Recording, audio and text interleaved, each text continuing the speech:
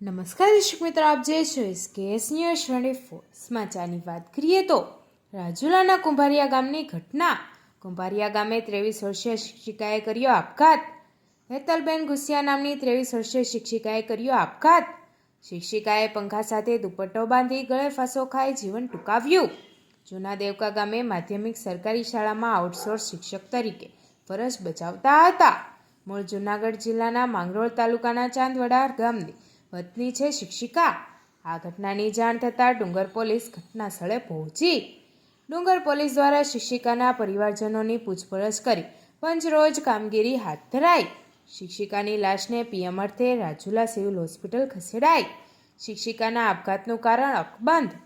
કયા કારણોસર આપઘાત કર્યો તે પોલીસ તપાસ બાદ બહાર આવશે. શિક્ષિકાના આપઘાતથી આસપાસના વિસ્તારમાં ચકચાર મચી. SKS news 24 Rajula.